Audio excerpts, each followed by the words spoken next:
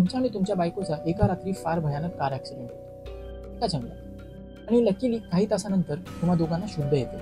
तुम्ही दोघं त्या ॲक्सिडेंटमधून वाचता. आणि त्या सामसूम जंगलात त्या रात्री तुम्ही दोघं एकमेकांचा हात पकडता आणि मदतीसाठी धावपळ करू लागता. काही तास उलटून जातो. तुम्हाला काहीच मदत सापडत. तुमचं ते रक्ताने भरलेलं शरीर आणि मदतीसाठी धावपळ करून फार तुम्हाला थकवा आलेला असतो. तुमचे पाय जड झालेले असतात. त्याच्यामुळे तुम्हाला आता पुढची वाट चालणं फार कठीण होईल. इतक्यात हळूहळू पहाट व्हायला लागते. तुम्हाला एक रस्ता दिसतो. तुम्ही त्या रस्त्याच्या दिशेने चालू लागता आणि तुम्हाला तिथून एक माणूस येत आला.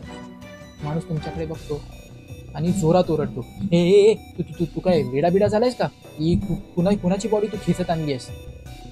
आणि तितक्यात तुम्हाला रिअलाइज होतं आणि तुम्हाला तो फॅक्ट ॲक्सेप्ट करावा लागतो की त्या रात्री तुमच्या बायकोचा त्या कार ॲक्सिडेंटमध्ये मृत्यू झाला. आणि इतका वेळ तुम्ही तुमच्या बायकोची डेड बॉडी फरफटत आणत होता. याला हॅल्युसिनेशन्स म्हणतात. म्हणून तुम्हाला वाटत होतं की तुमची बायको तुमच्यासोबत मदतीसाठी धावपळ करते. पण खरं तर तिचा मृत्यू झाला.